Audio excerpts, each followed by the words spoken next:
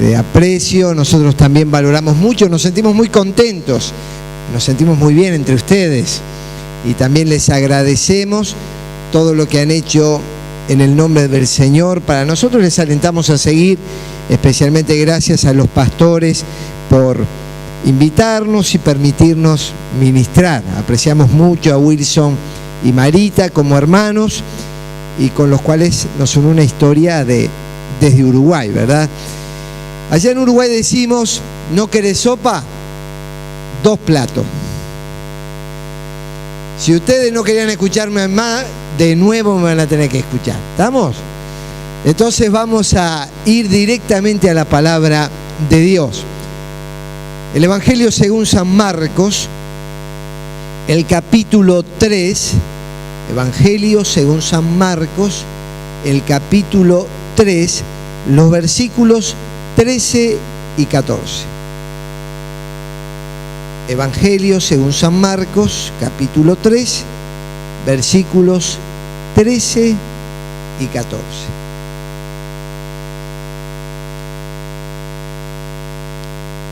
Ahí leemos en la palabra del Señor. Está hablando de Jesús y dice: después subió al monte y llamó así a los que él quiso, y vinieron a él, y estableció a 12 para que estuvieran con él y para enviarles a predicar. Repito el texto de la palabra. Después subió al monte y llamó así a los que él quiso y vinieron a él, y estableció a 12 para que estuvieran con él y para enviarlos a predicar. Aquí hay un doble llamado acerca de Jesús. Y aquí dice llamó a los que él quiso. Ese doble llamado se desarrolla por un lado en un monte y por otro lado en un valle. No son ideas que se contraponen, sino que son ideas que se complementan. Es importante estar con Jesús en el monte y es importante estar con Jesús en el valle. Nadie debe ir al valle sin haber estado antes con Jesús en el monte.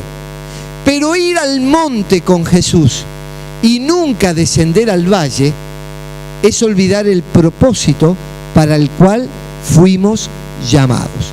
Por eso quiero que empecemos a considerar esto de el primer llamado, que está en el versículo 14. Lo llamó para que estuvieran con él. Dice el Evangelio que Jesús subió al monte y desde ese lugar elevado lo llamó: vengan a mí. ¿Y ustedes recuerdan las palabras de Jesús? Vengan a mí, todos los que están trabajados y cargados, que yo les haré descansar. Y yo quiero hacer liviana vuestra carga. Vengan con sus luchas, vengan con sus problemas, vengan con sus pecados, vengan con todo lo que les atormenta, las luchas del corazón. Vengan a mí, dice Jesús. Pero claro, él subió hacia un monte. E ir hacia ese lugar nos cuesta, implica una renuncia. ¿Cómo voy a subir yo la ladera de un monte sin dificultad? Es más fácil quedarme en el valle. Aquí estoy seguro, tengo todo dominado. Y Jesús está en la parte alta de una elevación, de un monte, y me está diciendo: deja tu comodidad, deja tu zona de confort y empieza a mirar hacia las alturas. En el pasaje que acabamos de leer, dice que llamó a los que él quiso. Literalmente, en el idioma original griego en el que fue escrito el Nuevo Testamento, dice que llamó así a los que él deseó. Y es maravilloso saber que hemos sido objeto del deseo de Dios. Dios nos ha deseado. Y tú dices: ¿qué tengo yo para que Dios me desee? Nada. Simplemente Él nos ha deseado por amor, por su misericordia. ¿Qué hay de bueno en nosotros que podamos ser merecedores de tanto amor? A veces hablo con personas y me dicen: yo no merezco esto de parte de Dios. Y le digo: ¿sabe una cosa? Tiene razón. Ni usted se lo merece, ni yo lo merezco. No hay una doctrina de méritos, no logramos el favor de Dios, la misericordia, la gracia por nuestros méritos. ¿Qué méritos tenemos como pecadores? Él nos deseó, Él nos llamó y Él nos dijo, no me importa qué hiciste, no me importa de dónde viniste, no me importa dónde naciste, no me importa si fuiste un hijo deseado o no. Fuiste el objeto de mi deseo. Yo te he deseado. Y ahora te estoy invitando que vengas conmigo hacia ese monte para tener comunión. Y considera la respuesta. Dice que fueron a Él. Porque Dios a veces en su amoroso trato nos llama, pero el hombre puede decir, no me interesa. Ustedes recuerdan un joven en la Biblia que se le conoce como el joven rico. Ese joven no dice el nombre, simplemente habla de su condición social y económica. Era un joven rico, tenía abundancia y por lo tanto, como joven rico, habría sido instruido en los mejores colegios, bilingües, trilingües, con estudios universitarios, con títulos que podrían abrirle puertas en el mercado laboral. Era un joven con todo a favor. Y Jesús lo invita a seguirle. Y como le pidió que renuncie a cosas que para él eran importantes, dice que se dio media vuelta y se fue. Y Jesús vio como él rechazó la invitación de Jesús para ir al monte. Y dice que lo miró y le dio pena a Jesús, porque Jesús lo amaba.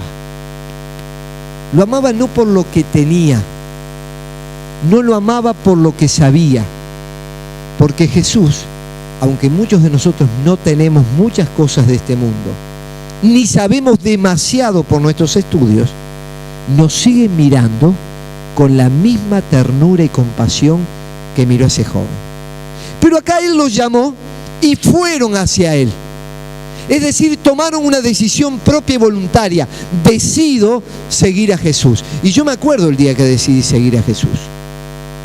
Y quizás tú te sientes que seguir a Cristo te va a implicar determinadas renuncias. Y te tengo que decir, es cierto.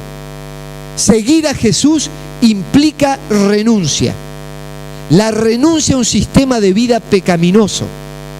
La renuncia a valores que denigran al ser humano. La renuncia a pasiones desordenadas.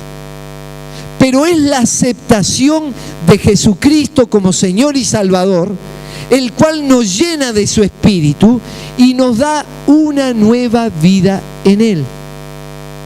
El premio está hacia arriba. El premio está en el monte.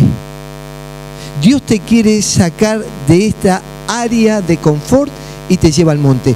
Y tú dices, ¿y por qué el monte? El monte en las Sagradas Escrituras tiene la idea de la presencia de Dios morando. Los israelitas creían que Dios habitaba en las alturas. Por eso dice el salmista, alzaré mis ojos a los montes. ¿De dónde vendrá mi socorro? Mi socorro viene del Señor, quien hizo los cielos y la tierra. La idea es de elevar nuestra mirada a las alturas. Estamos tan ensimismados que miramos nuestros problemas y angustias. Estamos tan terrenales que solo miramos las cosas que nos rodean y el lograr los objetivos de orden material. Pero Jesús nos dice, por favor, quiten la mirada de sí mismos, quiten la mirada de las cosas terrenales y alcen los ojos a las alturas. Busquen a Dios. Allí en las cimas mora el Creador. ¿Has alzado tus ojos a los montes? ¿Has buscado tu socorro en el Señor? ¿Sabés que hay varios montes relacionados a Jesús? Y a esos montes tenemos que subir y cada uno de nosotros ha venido con una necesidad tan distinta que va a tener que ir a buscar a Jesús a alguno de estos montes. El primer monte al cual nos llama Jesús es al monte de la predicación. ¿Qué es esto? ¿Usted recuerda el más maravilloso de los sermones que Jesús haya predicado? ¿Cómo se conoce en la Biblia? ¿Como sermón de qué? Como el sermón del monte, el sermón de la montaña. Allí Jesús está con sus discípulos, una multitud que le sigue, y repentinamente empieza a transmitirles en ese monte los principios y valores del reino. Allí les enseña el Padre Nuestro. Cuando ustedes oren, oren así, y es una oración modelo. Podemos repetir el Padre Nuestro, lo cual está bien, pero también podemos tomarlo como modelo. Padre nuestro que estás en los cielos, santificado sea tu nombre. También allí nos dijo, no todo el que me dice Señor, Señor, entrará en el reino de los cielos, sino aquel que hace lo que, la voluntad de mi Padre que está en los cielos. Ahí nos dijo, cualquiera ama a quien le ama, pero ustedes deben amar a sus enemigos. Al que te hiera en una mejilla tenés que ponerle la otra. Es en el Sermón del Monte cuando nos dice, ¿por qué se afanan por el día de mañana? Basta cada día su propio mal. Pero también nos da sus valores, sus principios. Dice, cuidado, cualquiera que mire a una mujer para codiciarla, ya adulteró con ella en su corazón. Al Sermón del Monte o a la montaña tenemos que subir más de una vez para escuchar las enseñanzas de Jesús. Para usted venir a la casa de Dios y escuchar su palabra, ¿ha sido un castigo o ha sido un privilegio? Cuando Jesús termina su sermón dice, ese sermón del monte, cualquiera pues que me oye estas palabras y las hace, le compararé a un hombre prudente que edificó su casa sobre la roca. Soplaron vientos, descendió lluvia, corrieron ríos, pero la casa permaneció firme. ¿Por qué? Porque estaba firmemente fundada sobre la roca. Cualquiera que me oye estas palabras y ¿qué? Y las hace, porque se puede oír la palabra del Señor y no hacerla. Pero también dijo, cualquiera que me oye estas palabras y no las hace, le compararé a un hombre insensato que edificó su casa sobre la arena, porque descendió lluvia, soplaron vientos, cayeron ríos y la casa se cayó, entró en ruina. ¿Por qué? Porque no tenía firmes fundamentos. Así termina Jesús el Sermón del Monte. Yo le di todos los valores, les di todos los principios, les enseñé todas las leyes de mi reino, pero ahora está en ustedes obedecer o desobedecer. Y dice Jesús, los que me obedezcan no están libres de los vientos huracanados, no están libres de que desciendan ríos, golpeen con ímpetu, pero ¿saben de qué están libres? De que la casa se caiga en ruinas. De eso van a estar libres, porque están fundados sobre la roca firme. Y en la Biblia Jesús se le llama la roca eterna de los siglos. El primer monte que nos invita Jesús para estar con Él, en el primer llamado, es el monte de la predicación. Hay otro monte, es el monte de la tentación. Cuando Jesús va a iniciar su ministerio, tenía 30 años, se va al desierto a orar y estuvo 40 días en ayuno y oración. Y esto nos muestra que el creyente debe robustecer su vida en ayuno y oración. Y Jesús dice, ahora vengan conmigo a este monte. Ahora los voy a llevar al monte de la tentación. Pero tienen que ir con todas las herramientas espirituales que yo les otorgo, porque ustedes no van a poder vencer la tentación por ustedes mismos, dice Jesús. Yo les tengo que dar la herramienta y les he enseñado cómo vencer al tentador y la tentación. Ayuno y oración, clamando, pidiendo ser revestidos del poder y la gracia del Espíritu. Porque no se olviden lo que dijo el apóstol Pablo, no tenemos lucha contra ¿qué?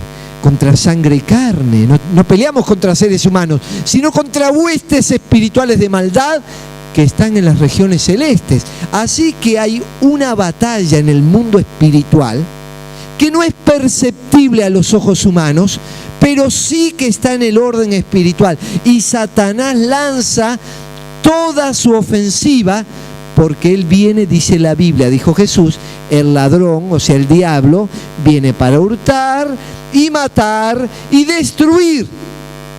Y cuando Jesús estaba en el desierto, en comunión con el Padre, aparece el tentador. Y una de las tentaciones fue, le llevó a un monte. Y en ese monte le dijo, todos los reinos de la tierra te daré, si qué, si me adorares postrado. Si postrado me adorares, todos estos reinos serán para ti. Jesús quiere que vayamos al monte de la tentación, no para caer en la tentación, sino para enseñarnos cómo vencer la tentación. ¿Y se acuerdan lo que le dijo el Señor al diablo en esa ocasión? Vete, Satanás, vete.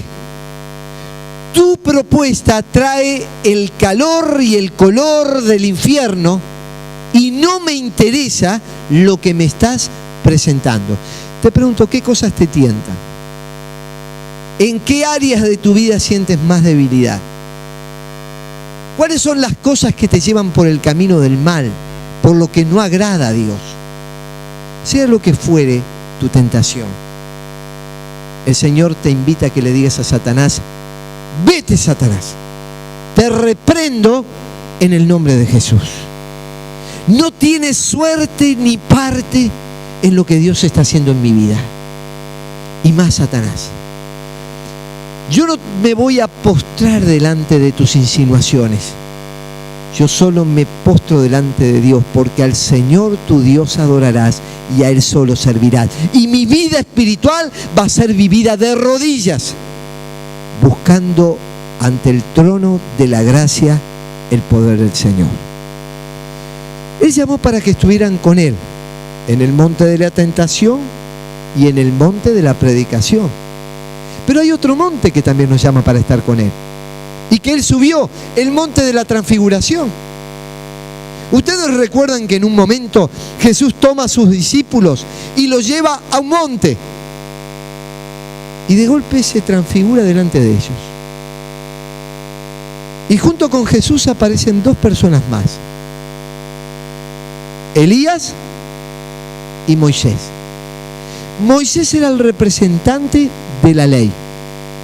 Elías era la voz profética y Jesús era la gracia y el evangelio que estaba delante de ellos. La totalidad de la manifestación de Dios estaba en ese monte: la ley, los profetas y el evangelio. Y cuando ellos vieron esa gran manifestación del poder de Dios, se sintieron tan impresionados que le dijeron a Jesús, hagamos 3 enramadas y quedémonos a morar en este lugar. Y Jesús les dice, no, para ustedes esta es una experiencia espiritual significativa, buena, les impulsa, pero el llamado de Dios no es para quedarse en el monte transfigurados. A veces necesitamos experiencias espirituales fuertes. Si bien cada día nos acercamos a la palabra de Dios, que es la Biblia, y tenemos que leerla y alimentarnos, si bien cada día tenemos que orar al Señor y colocar nuestras vidas en sus manos, de tanto en tanto, Dios nos lleva a ese monte y se transfigura delante de nosotros. Es decir, una nueva revelación de Él, más intensificada, más fuerte. Y esas experiencias espirituales nos dan una revelación del poder del Señor que no es común, que es diferente y que nos encanta quedarnos en ese lugar. A veces puede ser en medio de un retiro espiritual. Puede ser en un culto de la iglesia, o a veces esas visitaciones especiales llegan cuando estamos solos en casa, de rodillas y orando. No es que Jesús quiere que vivamos de experiencias, sino que quiere que nos alimentemos de su palabra. Pero estas experiencias, estas visitaciones del Espíritu, son las que nos tocan, nos conmueven, nos renuevan y nos vuelven a llevar al punto de vida espiritual que Dios quiere. Hermana, hermano, ¿recuerdas alguna visitación especial de Dios en tu vida? Mientras yo lo estoy hablando, se me aparecen muchísimas. Porque de tanto en tanto las necesito. Y no quiero empezar a contarlas ahora, porque no me daría el tiempo. Pero ¿cuándo fue la última vez que tuviste una presencia de Dios distinta? ¿Tu vida espiritual se ha transformado en algo chato y aburrido? ¿Simplemente lees la Biblia ahora si concurres al templo porque te acostumbraste a hacerlo? ¿Ya no esperas nada distinto de Dios? ¿Ya está todo o necesitas un nuevo toque? Ellos ya conocían a Jesús, pero aquí Jesús apareció delante de ellos de un modo distinto. Quizás necesites subir al monte de la transfiguración para un nuevo toque de Dios. Ahora vamos a ir a otro monte, donde también subió Jesús. El monte de la probación, de la prueba. Se acercaba el tiempo de que Jesús iba a dar su vida. Y entonces alguien le presta un huerto que estaba en un lugar elevado. Los huertos eran posesión de personas adineradas, la gente pobre no los tenía. Y alguna familia que tenía un caudal económico importante le habrá prestado a Jesús ese lugar para que él vaya a descansar un poco. Y está Jesús en ese huerto, en ese lugar elevado, y lleva 3 de sus discípulos para orar. Y Jesús empezó a ser probado en ese lugar, porque él iba camino a la cruz. Iba a cargar con el pecado de la humanidad entera. La Biblia dice que el justo por los injustos murió para llevarnos a Dios. El que no conocía pecado se hizo pecado por nosotros. Jesús, que no había conocido la maldad y el pecado, ahora iba a cargar el pecado de la humanidad entera. No solamente iba a ser un sufrimiento espiritual, iba a ser un sufrimiento físico. Sus manos horadadas, clavos iban a golpear sus manos, sus pies. Iba a correr sangre. Iba a ir derramando su vida poco a poco. Sufrimientos físicos tremendos. Sufrimientos emocionales. Él iba a sentir el abandono. Desde la cruz en un momento dice: Padre, ¿por qué me abandonas? Y Jesús sabía lo que le esperaba. No es que él estaba ajeno a lo que iba a suceder. Y entonces en su parte humana empieza a luchar.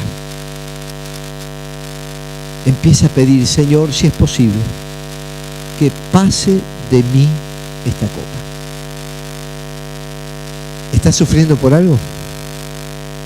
Sufrimiento físico, sufrimiento emocional, sufrimiento espiritual. ¿En qué área de tu vida o todo junto?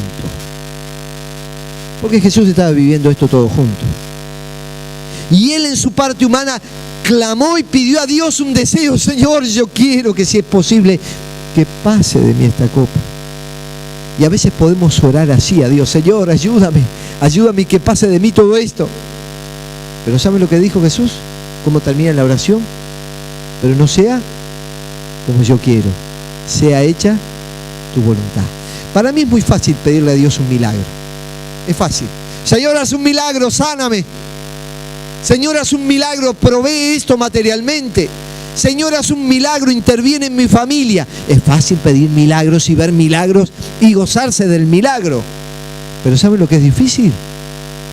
Decirle a Dios: no sea como yo quiero, sino sea hecha tu voluntad. Rendirse totalmente a la voluntad del Padre es muy difícil. ¿Y sabe una cosa? La voluntad del Padre era que Jesús sufriera hasta la última consecuencia. Por eso los teólogos de la prosperidad no sé cómo explican esto. Ellos dicen que un creyente debe tener salud, dinero y amor. ¿Usted se acuerda de esa canción? 3 cosas hay en la vida: salud, dinero y amor. Pero hay mucho más que eso en la vida. También hay pruebas. Y Jesús las vivió. Y subió a ese monte y rindió toda su voluntad a los pies de Jesús. ¿Y usted se acuerda de lo que pasó? Dios no lo abandonó. Le envió un ángel. Y dice que apareció un ángel del Señor para fortalecerle. Mira, en las pruebas Dios no te abandona. O va a ser un milagro dando lo que necesitas, o el milagro va a ser un ángel del Señor para fortalecerte. Pero nunca te va a dejar solo. Siempre va a estar contigo en la prueba. Y se acuerda, el Señor le pidió a 3 de sus amigos: oren conmigo. Pedro, Jacobo y Juan. Qué privilegio, subieron al monte con el Señor para orar con Él. ¿Y qué pasó con los 3 amigos? Se durmieron, hermano. ¿Eran malos? No, eran flojos. Eran flojos, como nosotros. No necesariamente somos malos, somos flojos. Entonces, allí se quedaron dormidos y el Señor les dice: ¿no habéis podido velar conmigo 1 hora? Y a veces hay pruebas de la vida que, aunque los demás nos quieran acompañar, las tenemos que vivir solos. Hubo momentos que yo entendí esto en mi propia vida. No es que los demás son malos, es que los demás no tienen las herramientas para ayudarnos. Y quedamos nosotros a solas con el Señor en la oración y diciendo: Señor, o que pase de mí esta copa, o que venga un ángel tuyo para fortalecer mi alma. El último monte que quiero mencionarles es el Monte Calvario. ¿Conoce ese monte? Pero lo más lindo del caso es que la Biblia nunca dice que el Calvario era un monte, pero todos hablamos del Monte Calvario. Se cree que era un monte. Algunos conocen ese himno que dice: en el Monte Calvario se vio una cruz, emblema, ¿no? Hasta los himnos expresan eso. Nosotros, especialmente cuando participamos de la Santa Cena, cantamos: en el Monte Calvario estaba una cruz, emblema de afrenta y dolor, y yo amo esa cruz, do murió mi Jesús, por salvar al más vil pecador. Oh, yo siempre amaré esa cruz, en sus triunfos mi gloria será, y algún día en vez de una cruz, mi corona Jesús me dará. Qué precioso himno, ¿verdad? En el Monte Calvario. Y hacia ese monte tenemos que ir viendo a Jesús clavado, crucificado, derramando su sangre por nosotros. Y la sangre de Jesucristo, el Hijo de Dios, nos limpia de todo pecado. Jesús, ¿por qué murió? Murió porque los judíos eran malos, porque los romanos eran injustos. Murió porque hubo gente que puso plata para matarlo. No, Él vino con ese propósito a la tierra. Allí estaba el plan de Dios de salvar a la humanidad. En la antigüedad se sacrificaba un animal, un cordero, para cubrir los pecados. Pero en el Nuevo Testamento, cuando aparece Jesús, Juan el Bautista dice: he aquí el Cordero de Dios, no que cubre el pecado del mundo, sino que quita el pecado del mundo. Y ese Cordero, sin mancha y sin contaminación, dio su vida por nosotros. El primer llamado es a estar con Él. Y Jesús subió al monte y nos invita a ir al monte. Y hemos visto varios montes en los cuales estuvo Jesús. Y algunos de esos montes, según nuestra necesidad, tendremos que ir. El monte de la predicación, para escuchar sus palabras. El monte de la tentación, donde vamos a ser probados. El monte de la transfiguración, donde tenemos maravillosas experiencias con Dios. El monte de la prueba, donde tendremos que orar por la intervención divina o por un ángel para fortalecernos. Y el monte Calvario, donde Jesús ofrece perdón y desde esa cruz dice: el que a mí viene, yo no lo echo fuera. ¿Qué seminario tuvieron los discípulos? Pedro, Juan, Jacobo y muchos estuvieron en esos 5 montes con Jesús. ¿Y sabe una cosa? Yo también tuve que pasar por los 5 montes y encontrarme con Jesús en la cima del monte. A veces para escuchar su palabra, a veces en medio de tentaciones, a veces en medio de pruebas, a veces con Jesús manifestándose en poder y gloria, y en una ocasión para el perdón de mis pecados, cuando me acerqué al Monte Calvario. Y cuando estaban todos allí, viene el segundo llamado. Los llamó para que estuvieran con él, pero no solo para que quedaran en el monte, porque esa es una actitud monástica, como en la antigüedad. Iban a los monasterios, se quedaban allá arriba y no bajaban nunca. Y dice el segundo llamado, para que fueran enviados a predicar. Cuando Jesús nos llamó y nos hizo pasar por todos estos montes, lo hizo para formarnos y para darnos un propósito en la vida, enviarnos a predicar. ¿Qué hay en nuestra mente cada vez que hablamos de predicación? Y nos imaginamos un púlpito, un templo, un micrófono y un tipo como yo que se mueve para todos lados. Entonces eso lo imaginamos como predicador, pero no estaba en la mente de Jesús eso. Jesús no estaba pensando en púlpitos ni en estadios, y aunque es cierto que Dios llama a hermanos y a hermanas a exponer la palabra de esa manera, no estoy desacreditando eso, además soy un predicador. Lo que estoy diciendo es que cuando Jesús habló de predicar, estaba hablando, vayan y hablen de a uno, de a miles, de lo que sea, pero hablen del nombre de Jesús, prediquen a la gente el nombre de Jesús. Anda a tu trabajo mañana y trata de que a alguien le hables de Jesús. Anda a tu barrio.